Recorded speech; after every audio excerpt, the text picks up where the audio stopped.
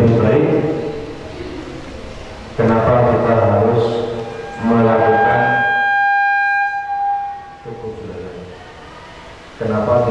melaksanakan yang biasa-biasa? Karena yang baik itu mudah, kenapa harus memberikan yang biasa-biasa? Jadi harus memberikan yang terbaik. Perlu diketahui bahwa semua jenis pendidikan ataupun apa saja itu yang menjaga kualitas. Kadang ada sekolah atau lembaga atau pesantren itu yang tidak keren secara dohir. Kamar pondoknya jelek, lama ada dicat, sudah keruak-keruak bentuknya. Ada sekolah itu saya pernah datang ke Mima dulu, ya waktu Mima sudah jaya, kelihatan fisik kelasnya biasa-biasa saja. Tapi kenapa kok orang berebut mendaftarkan anaknya ke sana?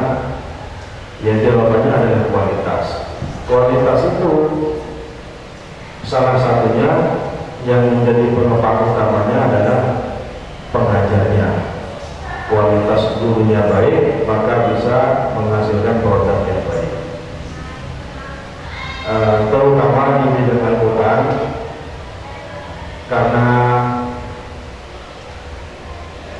setiap huruf dari Al-Quran itu harus dibaca dengan benar supaya bisa memberi arti yang benar. Maka pagi hari ini materi kita adalah maqalidul huruf dan sifatul huruf. Saya sudah menyampaikan kepada Ustaz Husnul Rohim yang menjadi pembina pada pagi hari ini. Beliau adalah founder SKI, founder apa ya?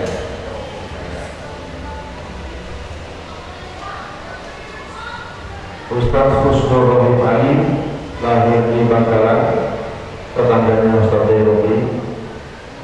Satu periode dengan kita ini. Cuma sekarang berdomisili di Jember, tepatnya di lingkungan Ledongko. Ustaz Sobir pernah nyampe sekali. Beliau pendidikannya di Pondok Pesantren Sidogiri, dan karena menjadi salah satu tim 9 di bidang Al-Quran. Tim 9 itu adalah orang-orang yang dipilih oleh Sidogiri untuk menjadi semacam tokoh Al-Qurannya, sehingga diberi amanah untuk belajar kepada Kiai Brosol di Singosari Malang. Jadi setiap malam Jumat beliau ini dari Sidogiri diutus ke belajar Al-Quran kepada pesantren ilmu Al-Quran di Malang di Brosol. Beliau juga alumni di sana, dan Kiai Brosol ini merupakan salah satu guru dari Sidogiri. Kiai Mas Ahmad Nawawi Satullah itu pernah berguru dan mondok di sana. Kemudian Ustaz Husnul Rohim Ali ini juga pernah menimba ilmu di Lirboyo, di MMI. Kenapa itu? Madrasah Murattilil Quran. Kemudian pengalaman organisasi, beliau pernah menjadi staf pengajar di Pondok Pesantren Sidogiri. Sidogiri yang santrinya banyak itu kok bisa menjadi pengajar, itu berarti sudah insya Allah keilmuannya tidak diragukan lagi. Alhamdulillah saya tidak pernah mengajar, jadi masih diragukan. Kemudian beliau menjadi juri Al-Quran di madrasah-madrasah yang meranting ke Sidogiri, se-Jawa dan Madura.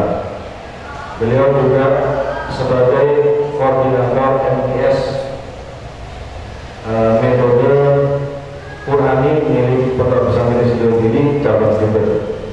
Karena kita di sini khusus belajar tentang makhlukul huruf dan sifatul huruf, bukan tentang metodologi caranya mengajar.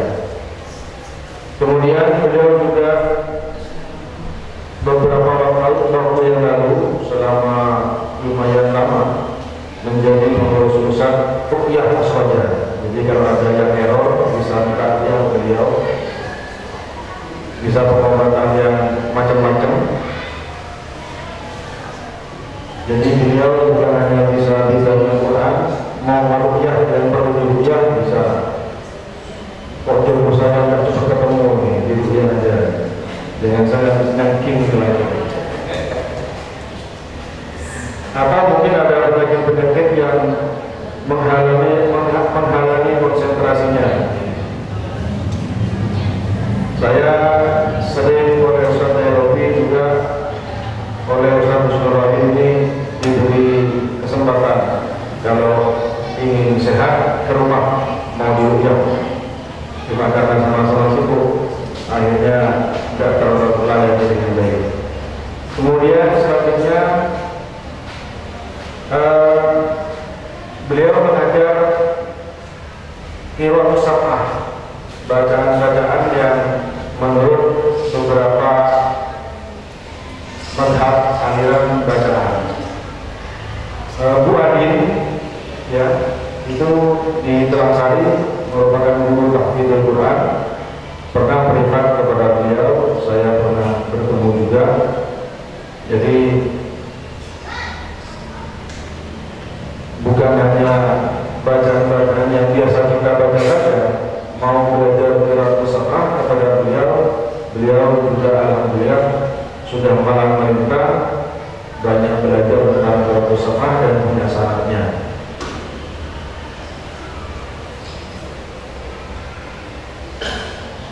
Yang terakhir, beliau pengalaman sebagai pemateri daurah surah Al-Fatihah berselang di beberapa kabupaten.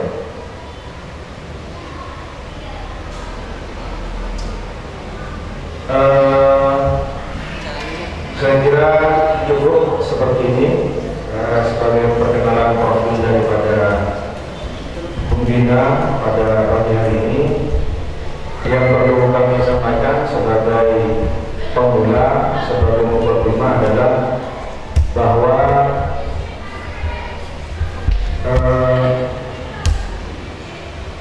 kita menularkan ilmu kepada anak-anak didik kita ini,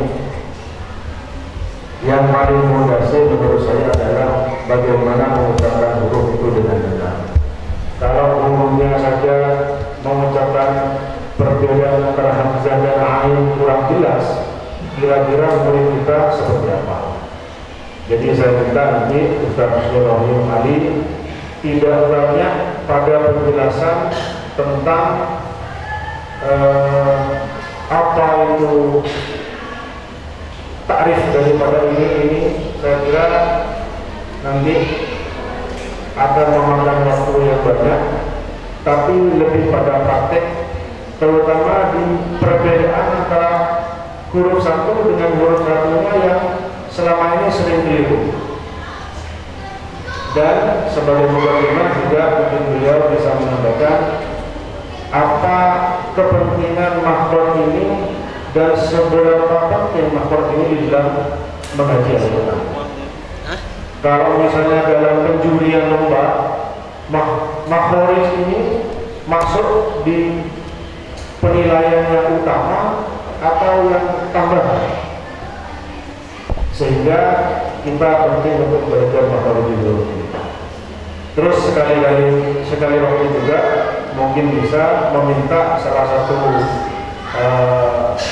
peserta pada pagi hari ini untuk membaca, misalnya beberapa ayat atau satu ayat, nanti bisa dievaluasi seperti apa yang semestinya. Kita atur waktunya supaya